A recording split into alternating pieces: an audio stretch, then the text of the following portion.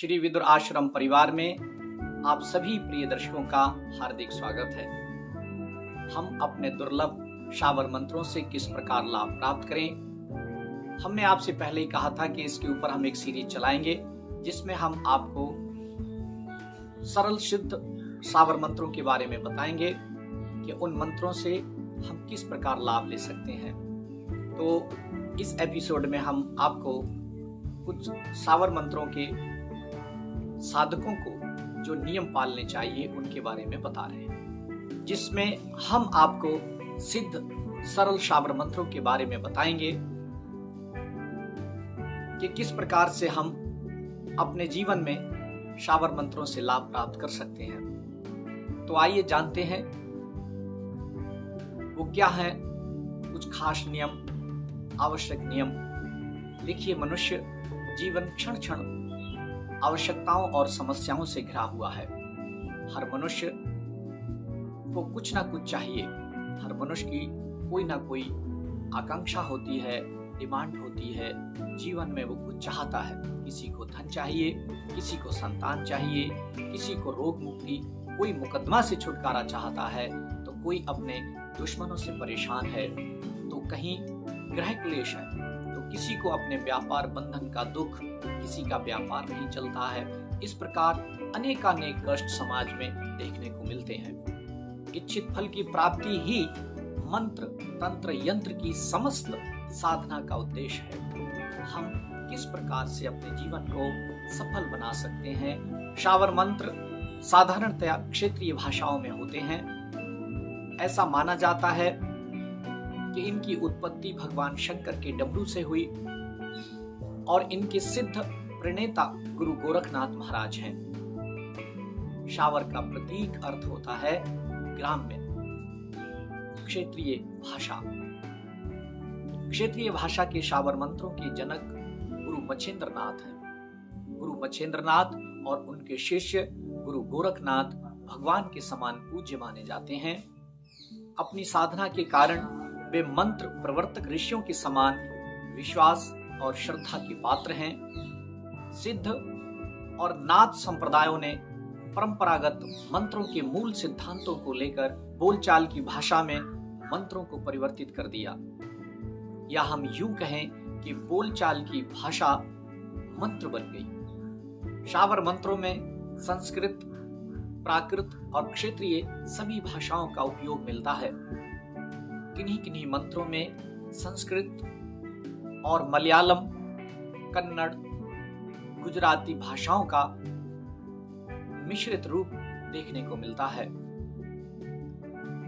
किन्हीं में शुद्ध क्षेत्रीय भाषाओं व ग्रामीण शैली की कल्पना भी मिल जाती है। इन मंत्रों में भी शास्त्रीय मंत्रों के समान ही षडंग पाए जाते हैं।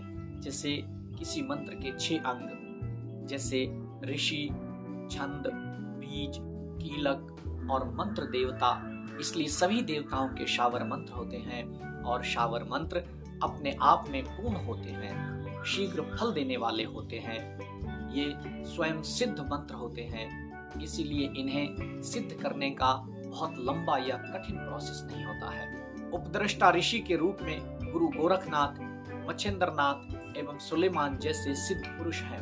कई मंत्रों में इनका नाम भी आता है। शावर मंत्र जैसे लिखे होते हैं उन्हें वैसा ही उच्चारण करना होता है।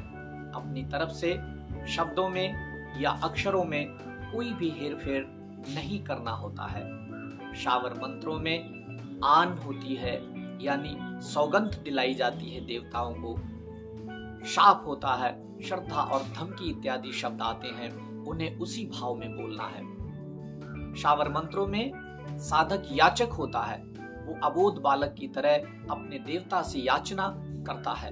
जैसे अबोध बालक छल कपट नहीं जानता, वो तो मात्र इतना ही जानता है कि मेरे माता पिता सब कुछ कर सकते हैं, मेरे लिए सब कुछ दिला सकते हैं। इसीलिए वो हट कर बैठता है और सोचता है जो कुछ मैं कहूंगा उसे मेरे माता पिता पूरा करेंगे। इसी प्रकार का विश्वास साधक को रखना चाहिए।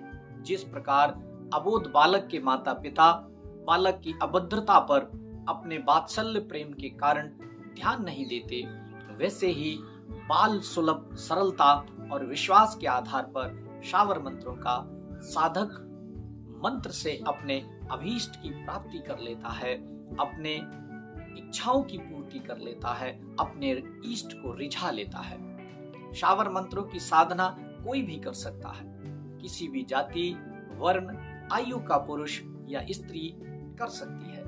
इन मंत्रों में गुरुमुख होना आवश्यक नहीं होता है, ये स्वयं सिद्ध होते हैं। भगवान शंकर, गुरु गोरखनाथ ही इन मंत्रों में गुरु माने जाते हैं। यदि किसी के अपने निष्ठावान गुरु हैं तो कोई हर्ज भी नहीं है, वे उनसे अपना मार्गदर्शन प्राप्त कर सकते हैं। साधना करते समय साफ सुथरे ढीले ढाले वस्त्र पहने, आसन ऊन या कंबल का लें। साधना में जब तक मंत्र का जप चले, घी या मीठे तेल का दीपक जलाकर रखें, धूप जलाकर रखें।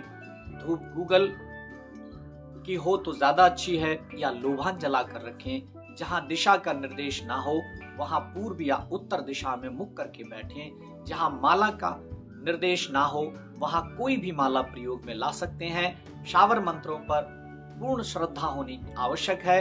साधना काल में संयमित रहें, सात्विक भोजन करें, ब्रह्मचर्य का पालन करें, मंत्र का जप जैसा है उसे वैसा ही उच्चारण करें। उच्चारण शुद्ध होना चाहिए।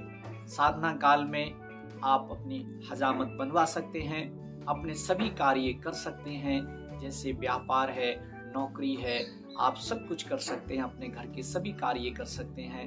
मंत्र जप आप घर के एकांत कोने में कर सकते हैं, मंदिर में कर सकते हैं, गौशाला में कर सकते हैं, नदी के किनारे कर सकते हैं, शमशान में कर सकते हैं। मंत्र कहीं भी एकांत स्थान पर किया जा सकता है। आपने प्रेम पूर्वक मुझे सुना, उसके लिए आपका बहुत बहुत आभार, बहुत बहुत धन्यवाद। इस वीडियो में बस इतना ही। मिलता हूँ अगली वीडियो में, तब तक के लिए अपना ख्याल रखिएगा। जय माँ भारती, वंदे मातरम, जय श्री राम।